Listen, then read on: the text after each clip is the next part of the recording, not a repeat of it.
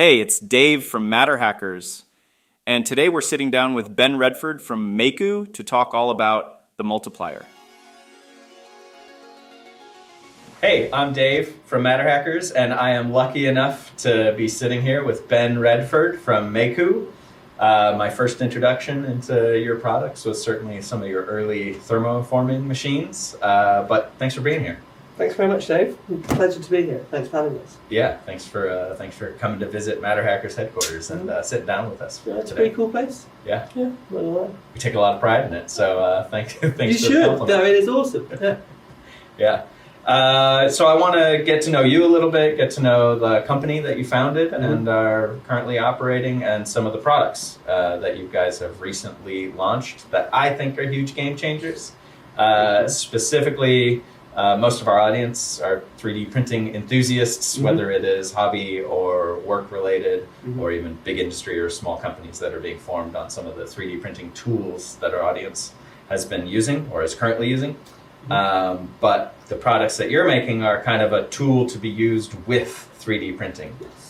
So when it comes to thermoforming, a lot of things that I've held or have been used are thermoformed in nature, and the 3D printer is a method to get those forms organically made using your products, whether it's vacuum forming or pressure forming. Big detailed difference. Hopefully we'll get into that. Yeah, we'll get into that. But let's start with who you are. What's your background? Cool. So I'm Ben Redford. I founded Mayku about 7 years ago with my business partner, Alex Smolansky. My background is I studied design at Goldsmiths. Before that, I went straight into advertising from school and hated it, to be honest. I was like 16, so then took myself to uni, studied architecture for a year, studied design for 3 years, got my degree, and then started working for a digital agency. And so I was a bit of a black sheep in that place because I built physical products that were getting your hands dirty. Exactly. So I had the little messy bit in the corner with all of the devs, like with their very clean desks, like, what are you doing? And then so I was working on a physical product for them. That was sold to a separate company, which was very nice, a very nice experience to go through. And then I started developing the next physical thing for them, which was a little tiny Instagram projector that used like tiny little bits of slide film. And then, basically I was out in China manufacturing that for them. So I was lucky enough the hardware side of that. So they built all the sort of web app for that, so connecting Instagram and getting photos uploaded. And I was building the hardware, little physical projector, a tiny little thing. And it was when I was there that I saw that they were using combinations of 3D printing, vacuum forming, pressure forming, to make small batches of prototype products, all just small batches of products. And that's where the sort of first idea came from. Something clicked, Dave. Something clicked. It was like, it was around the time of like, Brie Pettis and MakerBot and like Ultimaker all coming out. Like there was that whole third industrial revolution. Digital manufacturing. Everyone was talking about it. And I was just like, well, everyone's doing 3D printers. And there wasn't many other sort of tools that are kind of complementing the desktop factory. But in most of those factories that you go into have, a vast plethora of different machineries and machine types, The 3D printer was one of many tools to be used to create products, That's it. And I was seeing that starting to encroach into the small studios that I really loved back in the day, like Berg, who's a London agency, little 3D print fabs, and like Teenage Engineering were just starting out, and you sort of saw all these tools being made more accessible. And there just seemed to be this huge number of them that were actually 3D printers, but not that many of the other processes that I was seeing in factories on the other side of the world. And so vacuum forming was one of those that seemed like quite something that I could get my head around, which was like, I could build one of those, and it's small enough, and the gap in the market is there, and it all just seemed to sort of, gel at the right time with the right capabilities. Yeah, and it's just one of those lucky moments where you're like, so I came home and quit my job. There you go. As you do.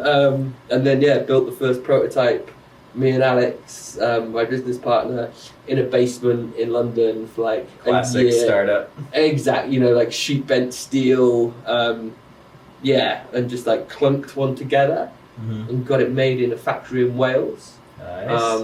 And we're like, we're gonna sell 50 of these. And the guy was like, cool, I'll make those. And then we put it on Kickstarter and we sold like 1,500 in 30 days. Turns out there was a market gap. Exactly. And so we went back to, I always remember, we went back to the factory and sort of said, can you make 1,500? And he was like, no, that's not our vibe. Also, we make vacuum formers, and I'm not making you a small vacuum former. Yeah, a real one. Yeah. Exactly. And so then I went back out to China. Okay. And sort of went and lived did the classic. And what was the first name of the product they made? So the first one was the form box. So that's got about 13,000 out.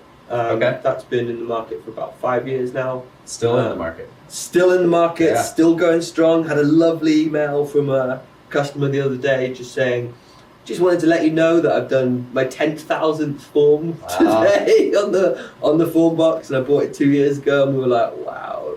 That thing's hustling. Yeah, that's a lot. And she's got a small business, just based on Etsy, like churning these things out. Yeah. But now the next one is the Multiplier, which is what a game changer. Whew, it's a spicy meatball. It's been an interesting 2 years developing that, and a lot of it came from talking to a lot of those customers and saying, you've got the form box, there's 12,000 of you out there. What do you want next? And the biggest sort of response that we got was, well, we want a bigger bed and we want higher detail. And so that's where we started sort of like hashing out how we could do that. Yeah. From the quitting your job to doing the Kickstarter to where you are today, like in the business sense, what has been your biggest hurdle and how'd you get over that?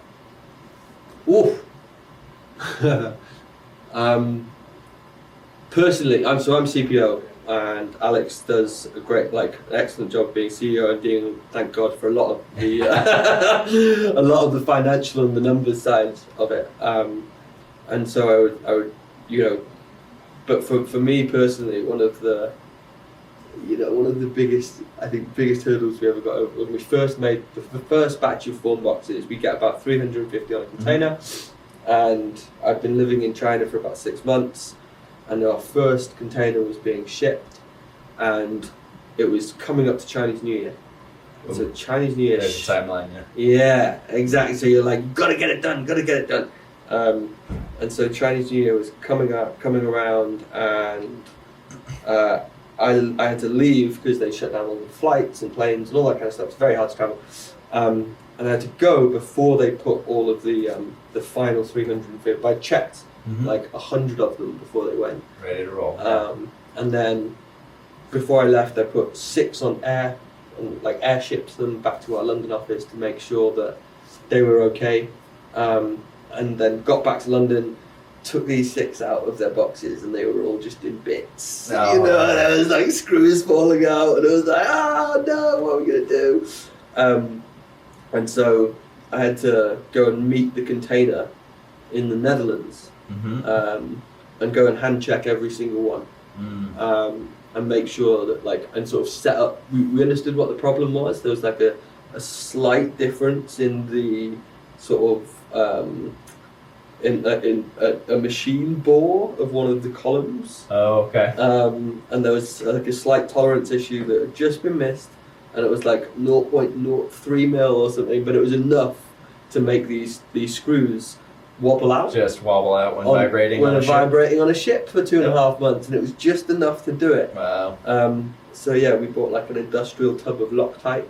Time to manufacture in Europe. That was it. Final assembly. Final assembly got done in Europe, and we went out there, steel toe cap boots in the warehouse, and nice. The hats, and undid every single one and Loctited them all up and made sure they were all perfect. Classic problem solving. And then shipped them out. Nice. That was really nice. Mayku as a company, like what expertise do you guys bring that made the form box a reality, or even the multiplier a reality? Like you guys come from, yourself, some more industrial background, but how are you guys gauging the market and making products that fit? That's a great question. I think if we start with the multiplier, particularly sort of skill sets in Mayku, we've got an absolute superstar genius mechanical engineer called Will, who is just like on a different level of being when it comes to making stuff. Nice. And yeah, he's just like phenomenal. And he was the guy that actually, so to answer the second part of that question, like how do we find the market? We spend a lot of time speaking to users. So I'm in the States now, I'm going to see some guys in San Diego later who have made 600 products with the multiplier. Cool. They can't talk about it, but they can show it to it with the classic. So I'm really excited. Best customer, worst case study. Exactly. Yeah. Oh, thanks, guys. You're amazing. But so I'm sort of traveling around and speaking to a few different customers, and a lot of that sort of intel is really good for our product development process. So most, if not all of our stuff, all of our product development comes from directly speaking with users and just helping them solve their problems. So we go all the way from idea to final product, whether that's a single prototype or a small batch, and just like every single bit along the whole process, like what's your workflow like, and where can we sort of come into that and really help you sort of take it to the next level. And so the first product, Kickstarter, form box, classic thermoforming machine. Describe that product so that we can tee up the multiplier next. Okay, so we've got the form box and the multiplier, and I guess the form box is a bit like saying, it's like our entry level way into, both for us as well, right, to learn how to actually build a product company. So it's quite a simple process by which you heat up a sheet of material and you drop it over a template, and then you suck the air from underneath that material, so the sheet sucks around the template, and therefore you have a 3D form when that's cooled down and it's all finished. And 3D printing is how you get the template or the buck. Exactly, yeah. And so that was the nice sort of like, I don't know, symbiosis between the like 3D printing world and the... It's how we discovered that product, that we thought it was a great fit for someone who had a 3D printer and wanted to do kind of next level, more mass production. A big portion of MatterHackers' growing customers are these, I would call them small to mid-sized businesses. Yeah. Often it's, maybe they use Etsy. Many of them have their own kind of website, whether it's in whatever hobby that they were into, and they turned some side hustle into a full-time job. Sometimes it's like even a husband and wife who have quit their full-time jobs and they've rented a little commercial space and they're doing it full-time. Yeah. It's become a big part of MatterHackers' like core customer list. So we thought that, well, if people are using 3D printers to make end-use products, there are certainly opportunities to use tools that 3D printers are part of. Enter the thermoforming and the form box that we onboarded, I don't know, it's probably 5 or 6 years ago at this point, when we first met each other many moons ago. But that's become a big market fit for MatterHackers customers as well. Exactly, and that's been the mad thing as well for us as well. I think like a lot of those, husband and wife teams that we see and we started working with like 5 or 6 years ago with form boxes, now turn around and they're kind of like, we need a bigger one because we now we have a 3,000 square foot warehouse, more industrial. Exactly, and we're building these huge products, and we're like, wow, so we actually in exactly the same breath as what we were talking about before, like we've started building our products for them, and we've grown with those customers, and increasingly we saw the other advanced, more like what you'd say like more traditional or advanced or established companies like like NASA, Jaguar Land Rover, these like big companies started using what we assumed was kind of like an entry level product, is in the form box, and that's where the multiplier really started to come from in terms of like its genesis, because we spoke to a lot of them saying, what do you want? And you're like, well, it's a vacuum former, so it can only pull 1 atmosphere. So much, You're never going to get beyond that. And the bed size is kind of, we'd like that to be bigger. And that's where Will, our engineer, actually was like, we could get there. You're never going to get past like -1 in atmosphere. Like, so why don't we go the other way and build a pressure former? And we were just like, what? And he was like, give me 2 weeks. And he came back with this little wooden box and sort of opened it up and was like, took this part out, and we were just like, whoa. Like, that is ridiculous. Like, it was the most highly detailed. Crazy detail. Exactly, yeah. So that was like January 2020. And so we were like, all right, let's do it. And there was like there's this thing called coronavirus. And so we were like, no, let's develop this machine. And then suddenly it was like, boom, shut down. Yeah. And so we all had to sort of like go into our separate ways. And luckily, myself and Will had sheds in our back garden. Mm-hmm. So just like I have ultimators, some tools there. Exactly. I've got like my little 3D print set up in there in a 4-box, and I do a lot of the dev work there. And we made some like PPE equipment for places that were finding it difficult to make PPE equipment with 3D printers and thermoforming. And yeah, we sort of hashed out this prototype pressure former, which has not really been done before. Not on that scale, for sure. Yeah, exactly. On taking it up to 5 tons of force, and with that sort of build volume, was whilst trying to keep the footprint as well really small, because that's one of the big things. That pressure forming takes up some of the size of this room, right? Yeah. It will cost upwards of 200, 300k. And with the multiplier, what we've managed to do is sort of reduce that down into 400 mil diameter build plate, 5 tons of force, which is not too far off injection molding. Yeah. And the level of detail that we can get from that now is like, we've got it down to sub 1 micron. Yeah, some of the pieces that I've seen pulled off the multiplier are very impressive. Yeah. Very impressive. And what's the multiplier as a product, it is quite compact. Yeah. It's heavy, but it's quite compact. Yeah. But the things that you've stuffed in there to make that come, those capabilities come to fruition are really amazing. Like a feat of engineering for sure. Just to introduce the multiplier more formally to our listeners, like pitch the multiplier real quick. So the multiplier is essentially a desktop pressure former. And so it can make incredibly highly detailed parts in minutes, very, very, very quickly.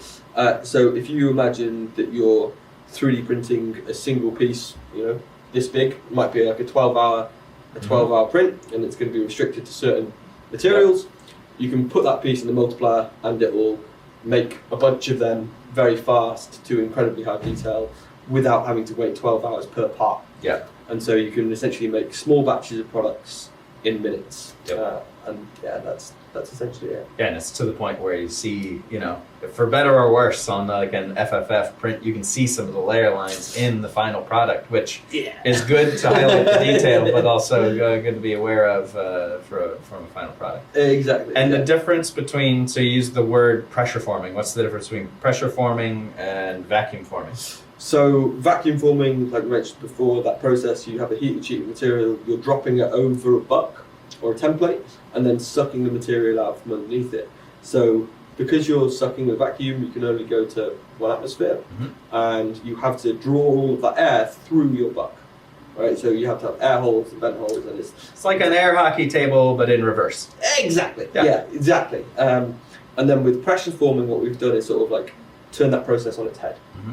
And so with pressure, we can actually go to positive pressure, so we go to 5 tons, and we drop a sheet of material over the top of our buck, and then we charge up 2 compressors in the base of the machine, and then charge them up to about 60 psi, then we drop about 5 tons of force into the top of the machine, so that pushes down on top of the sheet material. So you're not trying to drag it all. So you're doing it about 4 times the amount of force. Yep. And you're not trying to drag it through the template. Yep. And what that means is you can push into all of these little nooks and crannies on your buck and pick out these like ridiculous amounts of detail. So we stuck a record, like a vinyl record in it the other day, and we're like, let's because we found See if that it picks it up.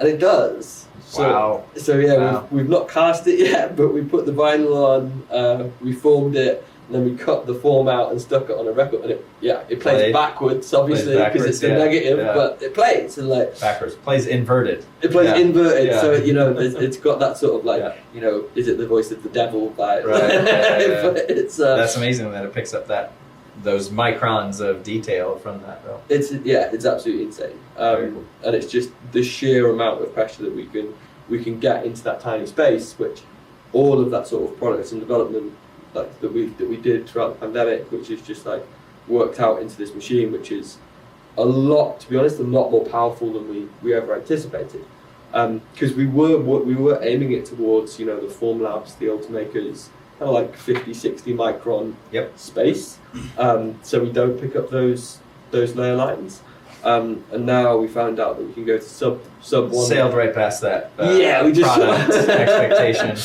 And so now it goes down to the kind of sub 1 micron, which means that you can finish if you have your one buck and you really highly finish it, you use high print quality, like a long print time anyway, and then if you mirror polish it, it will pick up a mirror polish. If you put diffraction grating in the machine, it will make diffraction grating.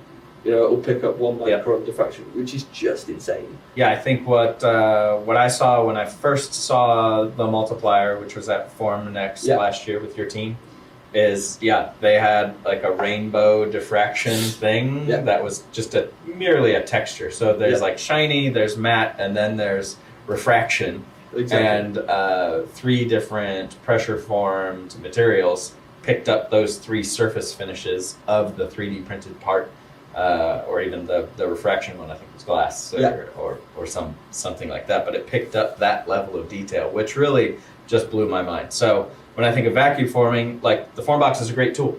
It's still a product and still selling a ton of them, and that makes a lot of sense for someone to have the capability to do vacuum forming, pulling vacuum on the underside of the buck and getting all that air out. The next level being the Multiplier, the Mayku Multiplier, which is bombarding it with pressure on the top. So Exactly. Worth going to look up this product so you can imagine what we're talking about. But there's a pressure vessel on the top of this machine. So the whole lid is actually a giant pressure vessel for which the bottom of the pressure vessel is that melted whatever materials you use, PET, there's a lot of different material choices to put in that disc. It's no longer a rectangle, it's a circle inside the Multiplier. All of these things are just kind of one nice to have after the other that make it into really an industrial product. I would have no hesitation putting it into production pretty quickly, both from reliability, ease of use, and the results of the parts that come out of it. The thing is very impressive. Quick detail, the most impressive part to me is not actually that you put pressure on it, but while you're melting the disc, when I watched that disc melt in classic vacuum forming, if you're doing let's say bicycle fairing sized vacuum forming, one of your biggest challenges is actually the drooping of the plastic as the heating coils are melting it down. You guys pull vacuum to suck it back up and keep it pretty flat. Pretty homogeneously flat. That is the most impressive part of that machine to me. Thank you. It's also a sleeper hit as well. It is amazing. Just amazing. What's really cool about what's coming out as well in the next sort of 2 months is because we have full control over that little pump, that little vacuum pump. Like you said, one of the big problems with vacuum forming is sheet leveling, and because we've got that enclosed pressure chamber at the top, and we can essentially suck the air out of that chamber and keep it completely level. There's a lovely little algorithm inside the machine that reads the temperature of the sheet material as it's drooping, and as long as we've got that temperature and someone can stand there and watch it, it means that we can essentially make any sort of custom profile Oh, you For can just any plug mater- into a lookup sheet and Exactly. it has a feedback loop to know where it is. Yeah, Interesting. so we've got this little profile creator, which is in beta at the moment, and it means that you can put any sheet material in Wow.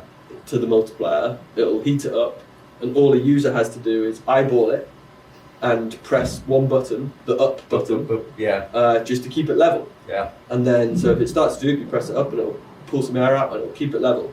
And then after that's been completed, if you're happy with your form, the machine will remember that profile Stored into the memory. and then just sort of like average it out, store it into the memory. So you pop your next sheet material in and it'll just do it exactly the same. And Yeah, it's like I mean- magical to watch. From repeatability, that's certainly what you want.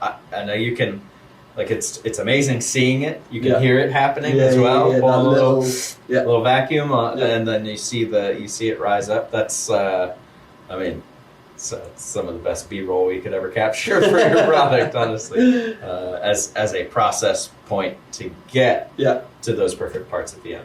exactly. Yeah. Is that also why you went with a circle? Like, does that influence the shape that you chose for the sheet material? So the circle, even though it looks like it's very easy to think, we're just trying to do that for lock-in, right? It looks like we're trying to put these circles in so no one else can buy any materials from anyone, but it's actually not anything to do with that at all. We spent a lot of time basically exploding pressure vessels that were square or cubic or rectangular, Popping corners. but the pressure wants to be spherical, right? Yeah. Because you're punching in there with Yep. pressure all over the place. You're just jamming it in there. It's not like just pulling a vacuum from the bottom. There's literally like. I've never seen a compressor with sharp corners. Exactly. Right? Yeah. That's the thing. So yeah, we spent a lot of time in sort of like in basements behind, Yep. 500 mil of sort of a board, like worried about Mythbusters style testing. Yeah, exactly. Like bulletproof. It was really fun, but we couldn't crack how to get it to stay square.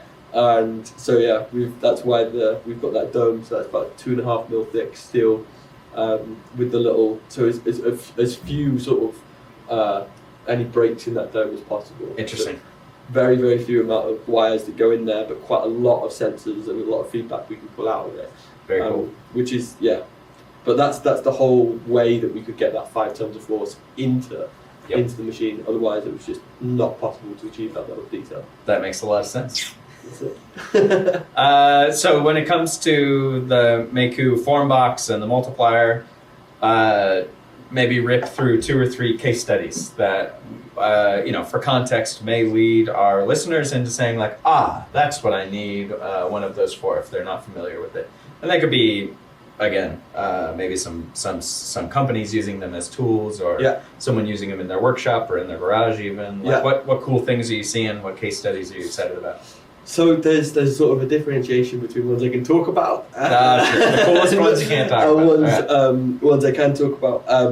But there's a company they've made about 600 products so far. So they're actually they're using it for very, very highly detailed medical devices that would traditionally require very large volumes to be able to be made, because it's a very highly detailed process, injection molding, and you would have to invest very heavily in tools for injection molding. And so they've made 600 products so far, down at sub 1 micron, inclusive of the sub 1 micron being part of the product itself. Sure. And the packaging fully sealed and fully delivered.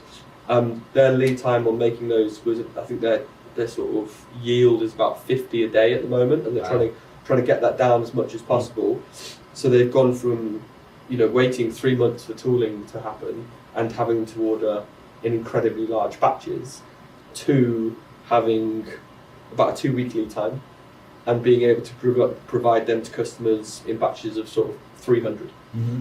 And what they're interested in now doing is refining their sort of yield per day to as small as possible, to as large as possible, and then building out multiplier farms. Nice. So just getting people, rows and rows of multipliers, so they can be incredibly agile at making small batches of products with a low cost per part very fast. Very cool. which is a complete game changer for them, and particularly if you've not got a lot of space in urban environments. And yeah, I mean, it's really lovely for us to see, because it's what we built the company for, right? It's local manufacturing, and we're seeing that now with the Multiplier. With Come to fruition in that way. And Exactly. medical devices is specific. That's my background. Ah. So specifically interesting because the cycle time, like to develop, manufacture, and come bring to market is like a 6-year process. Exactly. Anything you can do to shim that time cycle down. If you're able to do high detailed parts using pressure forming instead of giant tools, you're more nimble, you're coming to market faster, you're able to produce Exactly. maybe not more, but more efficiently. That's it. Yeah, from what we've seen, it's all about trying to bring down the lead time in getting products to market, the cost per part, and that flexibility, and the investment in the molds in the first place, in tooling. And we've been able to bring that down pretty significantly with those guys, which has been really interesting for us to see, for sure. The other one that we see a lot of is automotive companies in particular. So traditionally, transparent 3D prints, quite difficult to make, or require quite a lot of post-processing. We have a PMMA acrylic material that's coming out next month. So the multiplier goes from 0.5 mil all the way up to 5 mil. So you can get a 5 mil sheet of PMMA from a 3D printed template and run 10 of those parts off in a few hours, rather than having to wait that time and then post-process every single one of those 3D prints. And so when those automotive companies are making headlamps, for example, I've got a few examples of those, instead of having to outsource them as well to somebody who might vac cast them, or and then however long that might take, 3 or 4 weeks to get that back, as well as the vulnerability in releasing that data to somewhere else. That's another huge thing for those customers, is that if they can do all of that in-house, shorten the lead time, make a single 3D printed template, and then make 10 of these and have them in a week.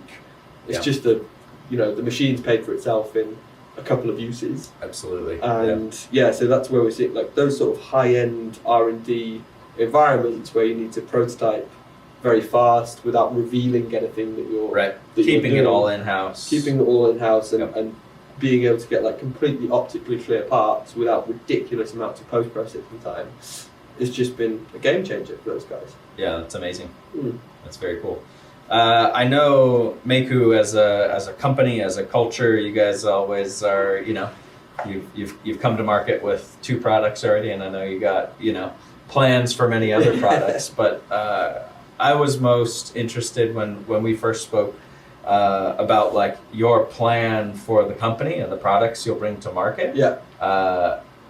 I was fascinated by kind of that culture there and that mentality you had, if you want to share. Yeah, I mean, so we started the company with an aim to localize manufacturing, and we started up with the form box because it felt very kind of true to our ideals of being like 3D printers are awesome, this is an extension to that.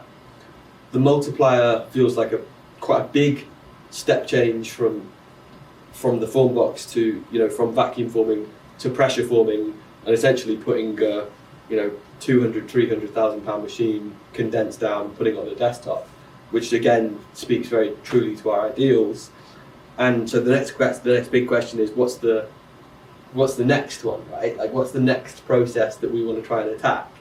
And I mean, I think a few people have tried to do it, and we've got some ideas about how we think we could do it, but it's around a similar sort of ethos of bringing very industrial manufacturing processes and reducing them down into a very solid, very easy to use workflow. And 3D printing will and is and always will be a very big part of that. Sure. And what we're building out is the sort of extensions, because we believe that there are specific benefits to other processes that not necessarily are better than 3D printing, but can really add a lot of value to it and really sort of up the ante in terms of what you can get it to do that just like layer by layer sometimes can't do. Yeah.